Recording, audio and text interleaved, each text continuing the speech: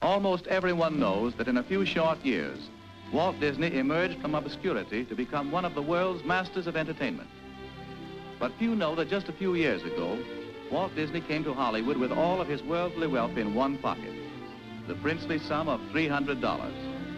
That once in Hollywood, he trudged from studio to studio and talked of his dream of animated pictures without encouragement and without recognition of his unusual ability.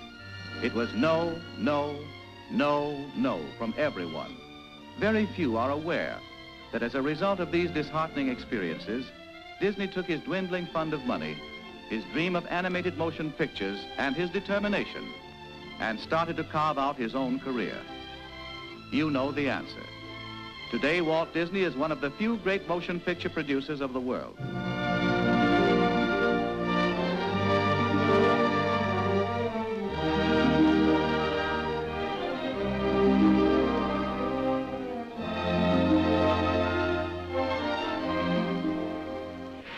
It was Walt Disney who gave to the world of entertainment the first sound cartoon motion picture, a miraculous thing which caught the fancy of young and old everywhere. It was Walt Disney who also introduced the first cartoon motion picture in Technicolor, a picture you may remember in 1932 called Flowers and Trees. And it was this same Walt Disney who answered the gloom and heart-sinking heaviness of a worldwide depression with The Three Little Pigs, and sent a chuckle around the globe. Who's afraid of the big bad wolf? Big bad wolf, big bad wolf. In every language, Who's Afraid of the Big Bad Wolf became a shout of defiance to old man depression. With that picture, Walt Disney not only attained worldwide fame, but became secure in the affections of all peoples. Walt Disney. Everywhere it was Walt Disney. The Walt Disney who had created Mickey Mouse, that lovable motion picture personality which, I should say who, became America's #1 star. It was the same Walt Disney who created that famed almost human character actor and comedian, Donald Duck, whom everybody has learned to love, to hate.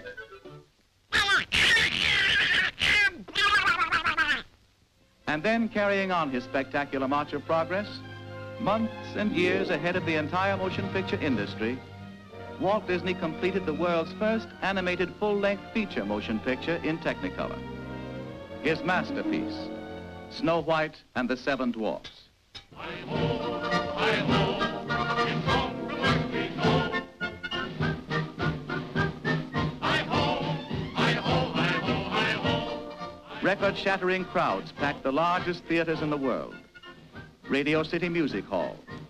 Then in London, Paris, Toronto, South America, all through Europe, Asia, Africa, and Australia.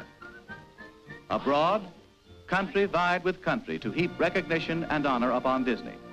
A gold medal from the League of Nations, a medal from the International Cinematographic Exhibition at Venice, Italy, a tribute from First Soviet Cinema Festival, Moscow, Russia, a silver cup from Festival International de Cinema at Brussels, Belgium, a tribute from the National School of Decorative Arts, Argentine, an award to Donald Duck by the people of Buenos Aires, and the Legion of Honor Medal from the government of France.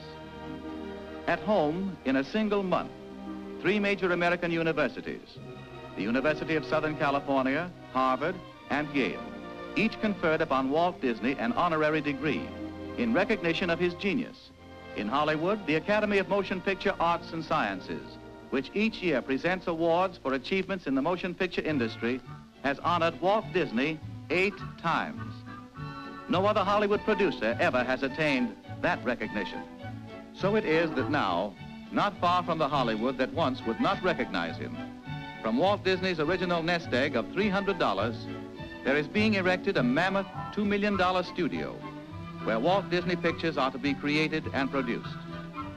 This studio, with more than 1,000 artists and technicians, these awards from European countries, and these honorary degrees are today's evidences of the storybook success of a genius who had a dream and would not give it up. Walt Disney.